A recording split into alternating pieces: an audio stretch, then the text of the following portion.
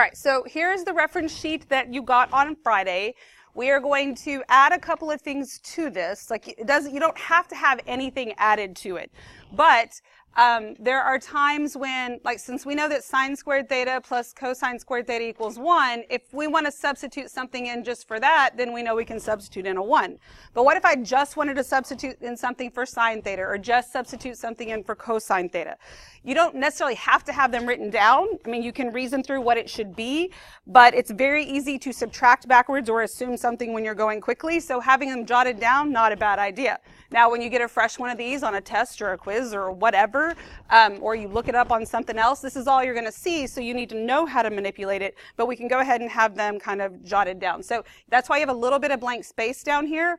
We're going to rewrite two different versions of each one of these underneath here, so whether you want to stack them or put them next to each other, it doesn't really matter. I'm going to write one underneath and one above just because, and maybe both underneath there, I'm not real sure, just because I need to write it bigger so you can see it. But if I wanted to take this first one, and I was going to solve this just for sine squared theta, right, then I could have sine squared theta equals, what would it equal? 1 minus cosine squared theta. Does that make sense to you? So that way you have something and you know it's 1 minus cosine and it's not cosine minus 1, you know, things like that. Then if I wanted to solve this maybe for sine squared theta instead, so this is going to be, I'm sorry, solve it for cosine squared theta. So cosine squared theta would equal 1 minus sine squared theta. And again, not anything you would necessarily have to have on the sheet, but something you should be able to think about knowing this actual identity, but it just makes it a little bit easier to have it written down there for you. All right, so then let's look at the next one.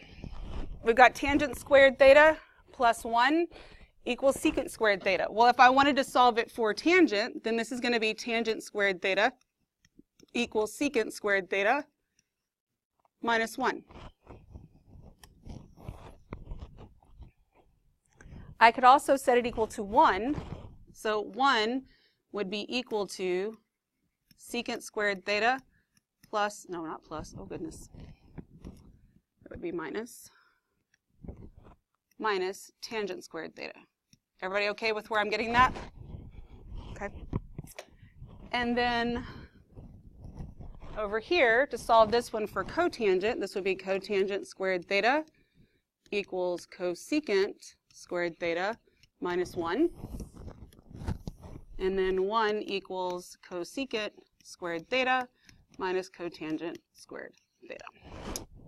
Okay, so those are the other two versions of each one of those based on the, on the original. But again, there's even more manipulations than that, but that just kind of helps you with some general stuff. And then I want to talk about these even odd identities again, because it didn't matter how many times I said it on Friday, I still had people doing the same thing and not understanding why I was saying it was not okay. This right here is not a situation where you are factoring anything out. I am not factoring that negative sign out to give me this. That doesn't make any sense. Okay, that's why if it was that easy, we wouldn't even have these here, because we know how to factor. You with me? And notice here, cosine of negative theta does not equal negative cosine of theta. Works for sine, cosecant, tangent, and cotangent, but not these two. And here's why. This is why it's not a factoring out. And you don't have to write this part down, just follow along with me. What is the cosine of negative pi fourths?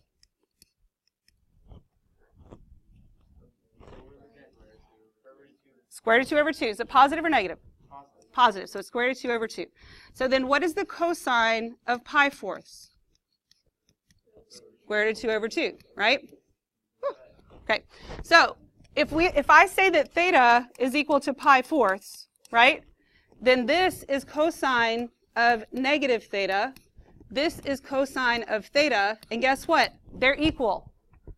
It has nothing to do with factoring anything out or anything else. It has to do with where the angles lie in the quadrants and how these are related to each other. You with me? That's why you want to use this. Can we factor stuff when we're doing this? Absolutely, but that is not what is happening there. You don't get to factor anything out of what's inside of here because we're taking the tangent of that. It's like saying if I had the square root of negative 4, that I could just factor out the negative out of the square root. You know you can't do that. It's the same kind of idea here. We can't just take it out, just other things happen. Okay, you with me on that? We good? Okay, so let's look at the notes for today. And of course, I already forgot what page it goes on. 117. Oh. No, 117 when we're done. So we looked at some basic identities on Friday. Today we are going to look at how to use them to help us simplify expressions.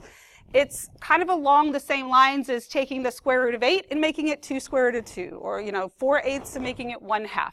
We can simplify these things down because eventually we're going to be trying to solve things like this. These are expressions. There are no equal signs. I'm not solving for anything. I am just manipulating what is in front of me and finding a different way to say it. Okay? So it says to simplify trigonometric expression means to rewrite it as a numerical expression or in terms of a single trigonometric function. Okay, that's how you know when you're done.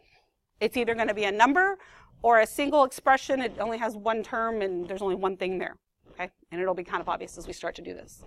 Here are some different strategies. We can rewrite using reciprocal and quotient identities. We can look for Pythagorean identities to substitute. We can combine fractions, that means we got to get common denominators, or we might break them apart, or we might have to factor. So which one you do just kind of depends on the situation that you're in. If you always have to follow an example right before to get the next thing, that ain't going to help you on here because you have to make decisions.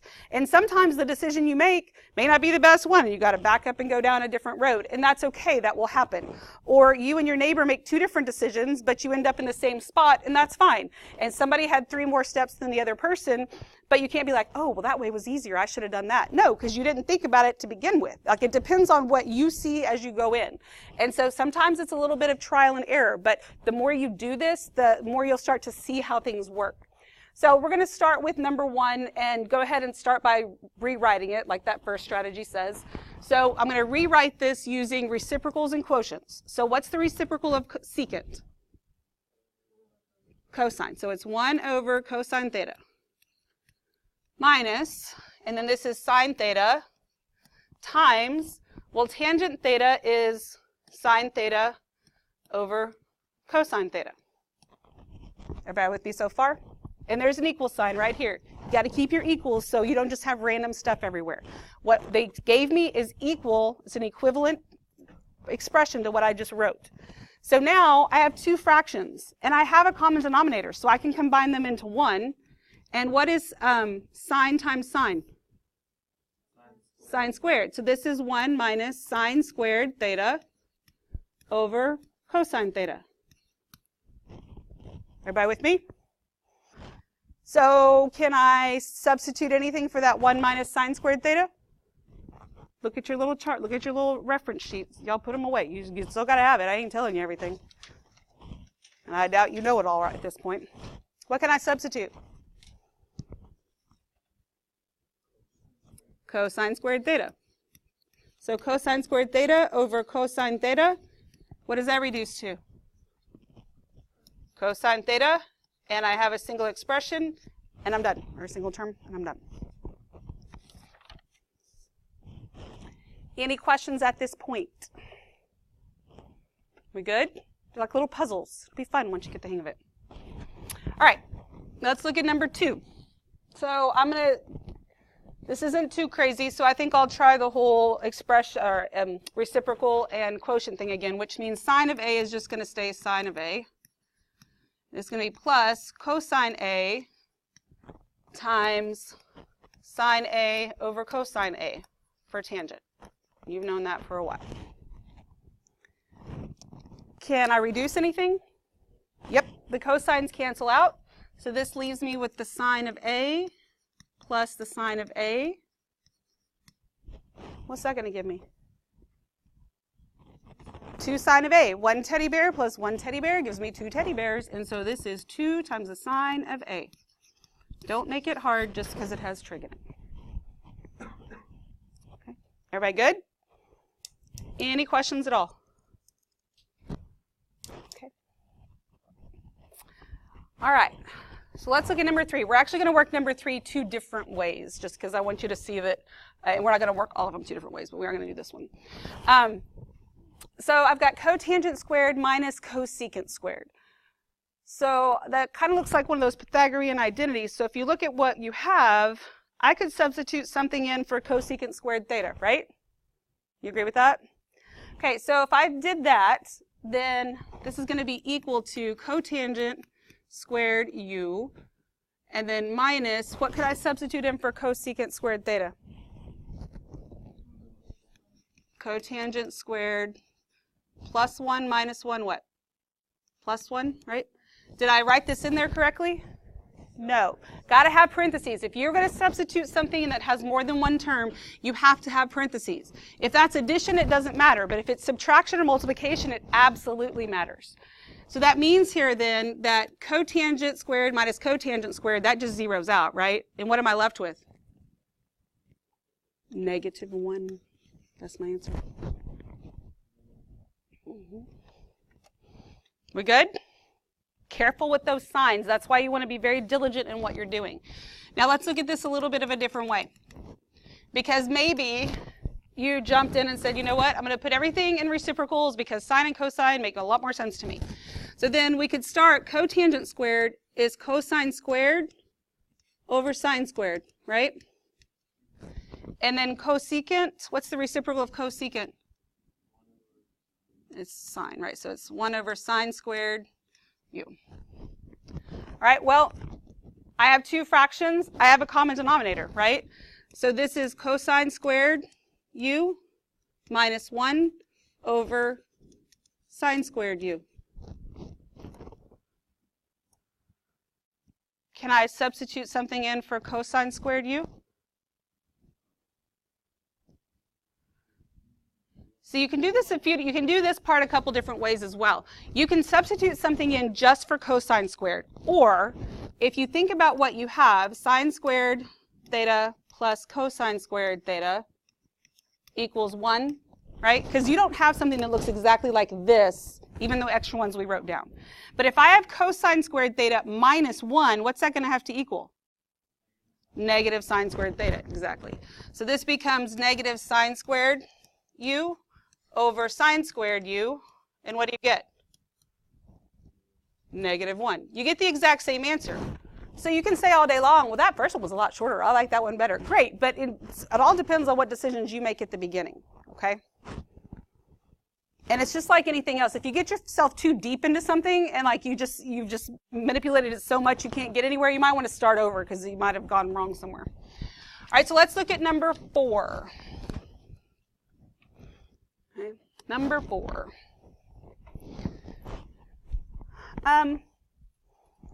So I've got tangent and cotangent inside those parentheses, and I've got a sine over a cosine. And we know sine over cosine equals what?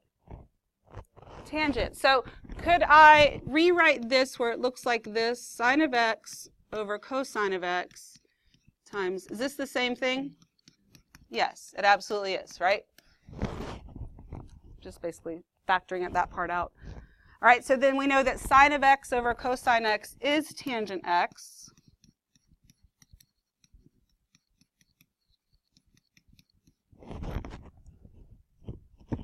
So now I could distribute, right? When I distribute that tangent x, what's tangent times tangent? Tangent squared. And then what's tangent times cotangent? How are tangent and cotangent related? They're reciprocals. If you multiply something by its reciprocal, you always get 1. I mean, you can write it all out if you want, but that's definitely not necessary if you understand what a reciprocal means. All right, so now I have tangent squared x is x plus 1. Can I substitute anything for that? That is secant squared x, and you are done.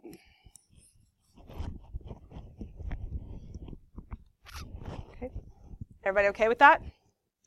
Any questions at all? Okay, let's look at number 5. So I have this cosecant minus cotangent squared over cosecant. I could do reciprocals and stuff here, but then I'm going to have a whole lot, and there's nothing wrong with going down that road. But I also have a fraction and basically something that's not a fraction, and it would probably help if I could combine them together. So I need to get a common denominator. What would my common denominator be? Cosecant. So that means I'm going to multiply this first thing by cosecant over cosecant, which is going to give me cosecant squared theta over cosecant theta. minus cotangent squared theta over cosecant theta. Everybody with me so far? So now that's equal to cosecant squared theta minus 1. Oh, not minus 1, I'm sorry. Minus cotangent squared theta. Making stuff up here. Hang on. Oh, goodness. There we go. Cotangent squared theta all over cosecant theta. So can I substitute anything for that cosecant squared minus cotangent squared? 1. So this is equal to 1 over cosecant theta. And what's 1 over cosecant theta? Sine theta.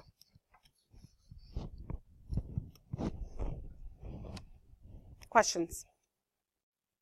So that's taking two things and putting a fraction together. You can also take two things and separate a fraction out. So if you look up here on number 6, and like basically we took this right here and made it into this. We're going to go backwards here and see what happens when we split it up. So this is going to give me cosecant of beta over cosecant of beta minus sine beta over cosecant beta. What happens in that first fraction? They cancel out, so it becomes 1, like it doesn't disappear, right? And then I've got sine over the cosecant. Well, dividing by something is the same as multiplying by the reciprocal. The reciprocal of cosecant is what? Sine. So basically I'm taking sine and multiplying it by sine, and that gives me sine squared beta. What can I substitute for that? Cosine squared beta. Here we go. So just like you've been told for years and years, your fraction rules matter. Your reciprocal rules matter. The multiplying and factoring, all that stuff all comes together. The calculator is not going to help you here at all. Okay, questions? All righty.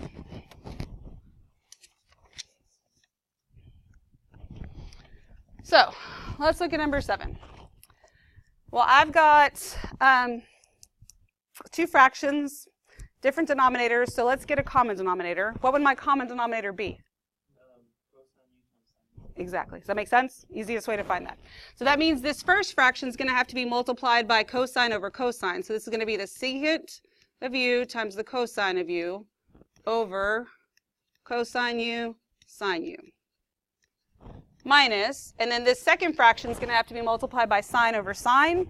So that's going to be sine squared u over cosine u sine u. Everybody with me? So what is secant times cosine? It's 1 because they're reciprocals of each other. So I'm going to go ahead and combine these fractions together. This becomes 1 minus sine squared u over cosine u sine u. What can I replace 1 minus sine squared with?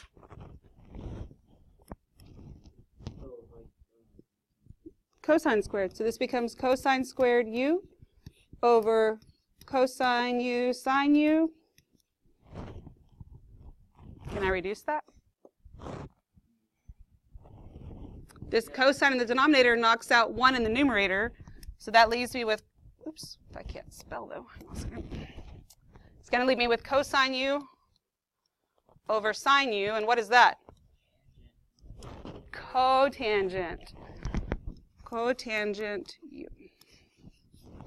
Isn't that fun? They're little puzzles. I know. Y'all look thrilled. Okay. Questions? All right. So let's look at number 8.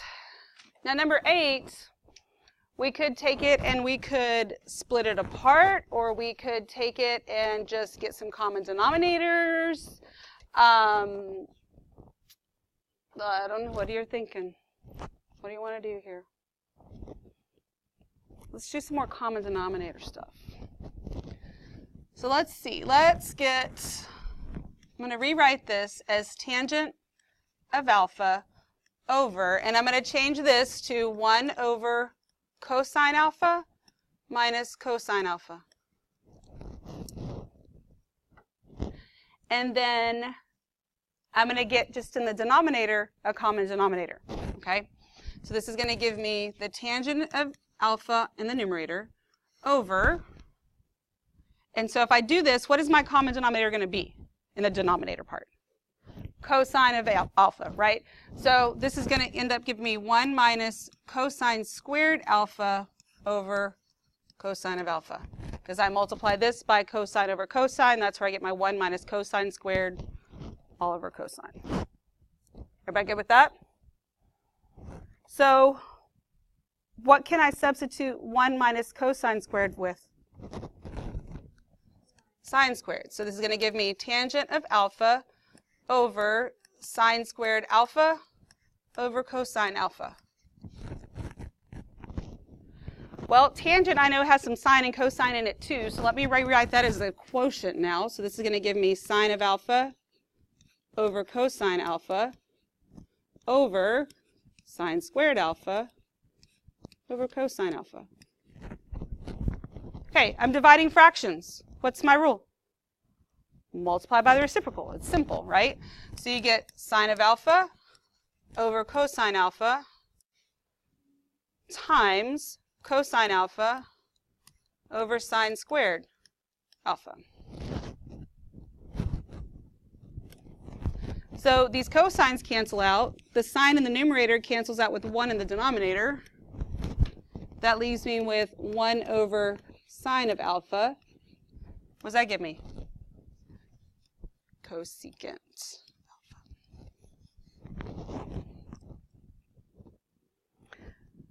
Questions?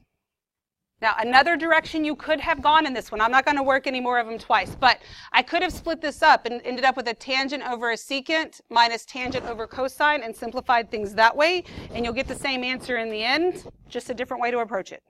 Okay? We good? Questions? All right. Let's look at number 9.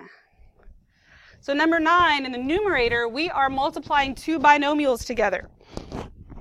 Does that little situation look familiar to you? What's it called?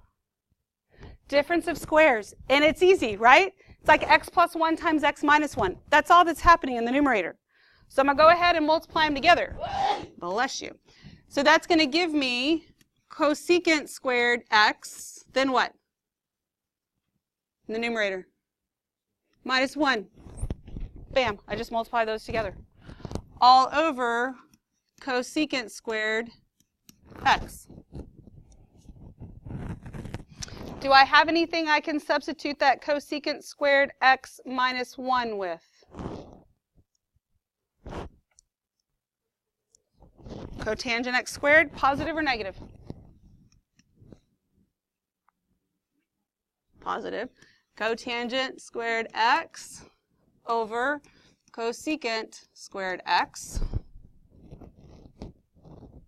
So then I can rewrite those as quotients.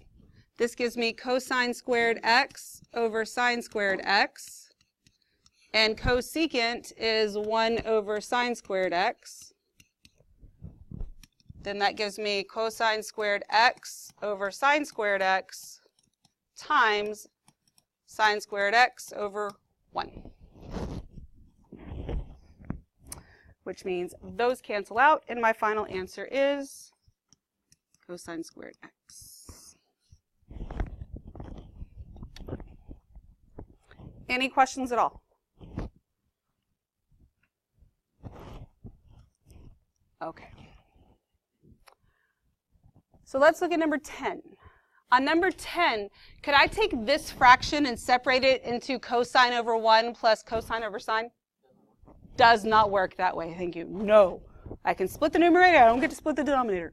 But I have something that's a fraction times something that's not. So getting a common denominator would be very, very helpful here. Hello. Give a pass. I came from engineering, like they had someone from NASA come and talk, so we had to go over there and send it. Okay, and they didn't give you a pass or anything? Okay. So here I'm going to get a common denominator. What might common denominator be? 1 plus sine theta times, I don't know, maybe 1 plus sine theta. All right, but I could also take that tangent and go ahead and put it in terms of sine and cosine and maybe then get a common denominator. It really kind of doesn't matter either way, but it'll kind of save us some steps here if we go ahead and change this now. But again, you don't always necessarily see that, and it could, you know, end up being the same amount of steps in the end. So I'm going to change this to sine theta over cosine theta plus, and this is cosine theta over 1 plus sine theta. Okay. So now when I get a common denominator, my common denominator is going to have to be cosine times 1 plus sine. Does that make sense to you? And I'm not going to rewrite it as two fractions to begin with, because you don't have to every time. So this is what my denominator is going to be. Cosine theta times 1 plus sine theta. Right? And then I'm going to have to multiply this fraction by 1 plus sine theta over 1 plus sine theta, which means that that's what happens in the denominator. In the numerator, I end up with sine theta times 1 plus sine theta. And then this fraction has to be multiplied by cosine over cosine. So I end up with cosine squared theta. So let that all sink in for just a second. Make sure you understand where everything came from. I skipped the step where we write it as two fractions and then put them together, because you shouldn't have to do that every time. That's why you have to be rock stars at fractions and rock stars at algebra to get through. This is the kind of stuff that you get lost in calculus when you can't do fractions and you can't do algebra. That's what makes calculus hard. That's what makes this hard. It's not the trig that's hard at all whatsoever. All right, so everybody with me so far? Okay, now, just remember, just because you can do math doesn't mean you should. So don't always just jump in and just do everything you could possibly do, because sometimes you're making your life harder. Of course, sometimes you don't always know what you want to do with this, but let's just take the numerator, and I'm just going to distribute the numerator part. So this is going to give me sine theta times 1 is sine theta plus sine squared theta plus cosine squared theta all over cosine theta times 1 plus sine theta. Okay? So, just looking at the numerator, is there something I can substitute? What's sine squared plus cosine squared? 1. So do I even have to put anything then? Yeah, because it's still a value of 1. So this equals sine theta plus 1 over cosine theta times 1 plus sine theta. And do you see why I didn't want to distribute in the denominator? Where if you had, you may not see what you could do now. But of course, if you did distribute, then you can see that you have a GCF and want to factor it back out. But can I reduce this now? This whole thing, because this is not addition here, this whole thing gets to cancel out with that whole thing. I have 1 over cosine theta, and what's that? Secant theta. Bam. There you go. Okay. Questions? You have to have confidence, you have to have algebra skills, you have to have fraction skills. You have to be willing to write something down. Y'all are really good at thinking 3 steps ahead because your little brains work so fast, but you're also really, really good at worrying 3 steps ahead that you're not going to know what to do, and that hurts you sometimes. If you can do something right then, write it down. Even if it ends up being wrong, if you write it down, then you're much more likely to see what to do next than if you just think about it in your head. Write it down, try something, back up if you have to. It's not the end of the world. All right, let's look at 11. How many terms does number 11 have? 2.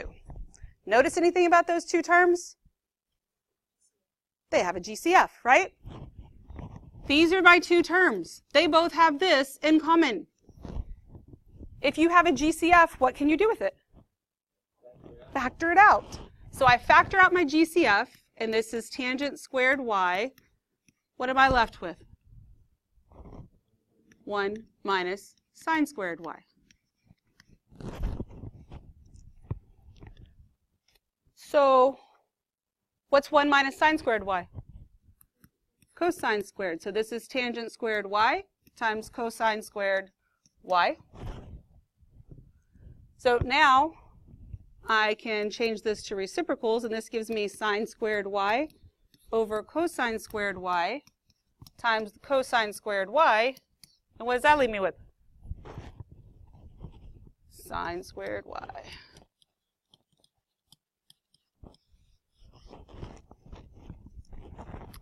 questions? Any questions? Okay, I'm going to give you a few minutes to start on number 12.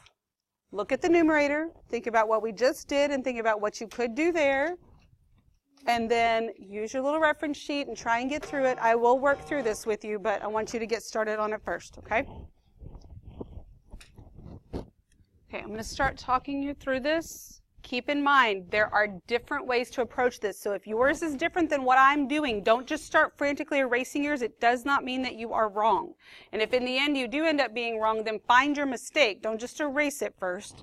And if you did something completely different, we can talk about what that is. All right, so I'm going to start by factoring out that sine cubed x. That leaves me with cosecant squared x minus 1 all over cosine cubed x. All right, so then that cosine squared x minus 1, I can substitute that with cotangent. So sine cubed x times cotangent squared x over cosine cubed x. So I can take this. I know sine over cosine is tangent, so I can rewrite this as sine cubed x over cosine cubed x. I don't even have to change that to tangent necessarily, but I'm going to multiply that by cotangent squared x. Now, if this had just been squareds and it would make a tangent, then they'd be reciprocals and I'd be done, but it's not. So there are other ways to do the next couple things I'm going to do, but I think this will hopefully not lose anybody. So I get sine cubed x over cosine cubed x, and then cotangent is cosine squared over sine squared. Then I can reduce. I can reduce all of these cosines with 2 of those and all of these sines with 2 of those. So then that leaves me with sine of x over cosine x, and that is tangent of x. Okay. Ask me questions if you have questions. Okay, let me see what you did. Yeah, that's absolutely fine. That works. Yeah. Yeah, so if you didn't take it out of the fraction and then you change this into cosine over sine and you reduce some there and then you went from there, that's fine too. You could even change this right here to tangent cubed x, and then you could take a tangent out, so you have like tangent times tangent squared, and then that could that could be a reciprocal. There's lots of options there. As long as you got here and you didn't make anything up, then probably what you did was good. Otherwise, you get lost in it and you can't, you just have weird stuff. So, questions? We good? Awesome. So go ahead and get this in your ISN and get started on your assignment because you still have some time.